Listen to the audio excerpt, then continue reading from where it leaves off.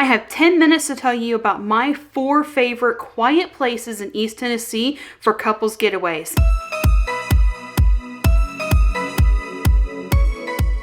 Hey everyone, thank you so much for watching today. As Matt and I are entering that pre-empty nest stage and we're starting to do more just us time now that our kids are older, they have teen events and stuff. We have more time for just the 2 of us. And as we're entering that pre-empty nest stage, we want to start focusing more on just us time versus where before we were focused on mostly family time. But now that our kids are older and are getting more independent and finishing school and all that, they don't need us as much anymore, and they have their own social lives, and that's okay, which does, like I said, gives us more time together. So I wanted to share where, as an East Tennessean, my 4 favorite places. Now, all 4 of these are both day trip or overnight trip, and I have videos showing each of these places, so don't forget to check out our Traveling the U.S. playlist, our Smoky Mountains playlist, any of those playlists where we travel to these locations, and I'll try to link those below as well. But again, 10 minutes. I have 10 minutes to do this. So number 1 on my list is Townsend. Townsend has been nicknamed the quiet side of the Smokies,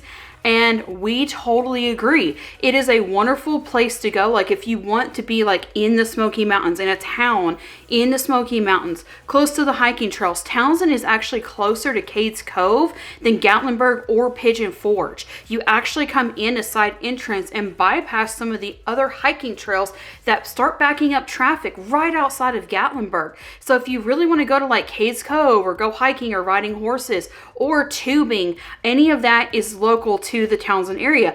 But it's also a quieter side. There's no amusement parks, there's no big attractions, but there's still plenty of fun things to do to connect to nature and be able to visit that quiet side. Like I said, there are places to stay. There are wonderful places to eat there. There's also a visitor center and a heritage museum. So if you're looking for the quiet side of Smokies and you still want something where the 2 of you can have more quiet time together or just go sit down on a porch together, Townsend is definitely my recommendation for those getaways in the Smokies. Number 2 is one that most people don't think about as a couples thing, but my husband and I love going to Zoo Knoxville. Now, I know a lot of people are well, it's a zoo, it's loud, it's noisy.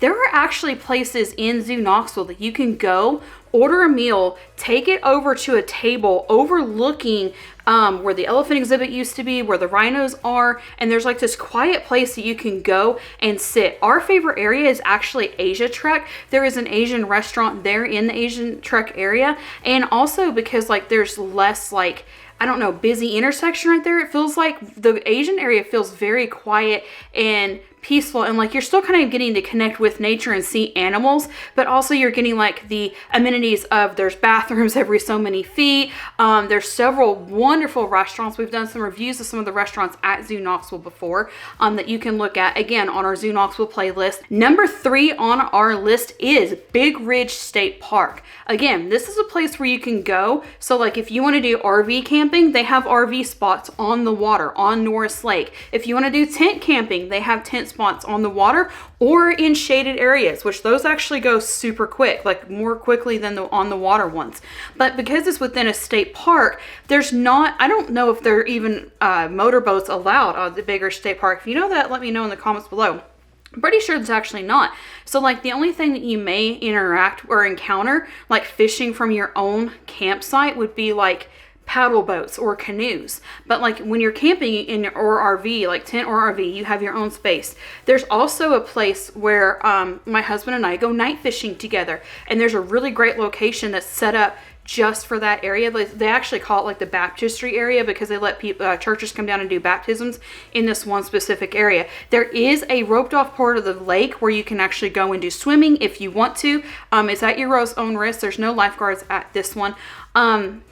But there's also hiking trails. There's a cemetery that you can walk to. There is a water reservoir that separates the state park's water part of Norris Lake from the rest of Norris Lake. It's just a very quiet place that you can go to. The pool gets a little bit more loud, and then sometimes in the summer when it gets busy. There are also cabins that you can rent and check out, and I'm pretty sure those have AC, and they even have screened-in porches so you can go and sit out on your porch. And some of these cabins overlook, again, Norris Lake on the side where the pool is not. So you could probably go fishing off from your own area near your cabin, like I said, or hiking there's bird watching, there's a playground there. So there's so many amenities there for like whether you do want to go as a family or just the two of you just to get away for a while. Number 4 and the last one on our list, and yes, I got it under 10 minutes, is Loyston Point, which is also, again, another campground. Now, again, this campground, from what I've heard, there is hiking somewhere nearby or a bike trail or something. I'm not as familiar with that. Things that I am familiar with Loyston Point. Number 1,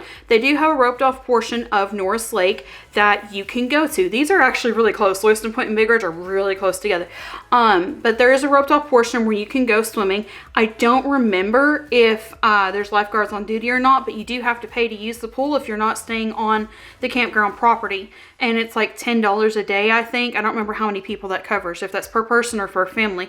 You also have campsites on the water. When we went in late August, early September, the water had started receding on Norris Lake, because if you don't know about man-made lakes, the water levels go down a lot when they're using the generators a lot more, and there's less rainfall in like the September area unless the hurricane comes through. But as the water starts receding off, some of those on the water camping spots, it's almost like you get a beachfront. You can't swim from it, but you can fish from it. And also you can just kind of like sit there, and it almost gives like a beachfront but also a lake water spot. And if you stay at spot number 52, spoiler, you sometimes can actually watch the moon rise over Sharps Ridge, and it's really cool to like sit and watch that happen. Some other amenities, like I said, these have bathrooms on site where they have like full-on shower houses, which are wonderful amenities. The bathrooms are pretty spaced out depending on it. You can do RV camping or tent camping on here. There are water and electric hookups. And another fun thing they do is like during the holidays, Loyston Point also has like where you can rent or where you can bring your own golf cart or bicycles, and they'll have like parade routes. Like if you do Halloween, they do trick-or-treating on 4th of July. You're supposed to decorate your camp for 4th of July, and then everybody kind of parades through and they vote on which one they think was the most patriotic, things like that. So that's another one to check out. Again, we have playlist of that. Loyston Point's on its separate one because it's not technically in the Smokies, but that is in our playlist, or a separate playlist below.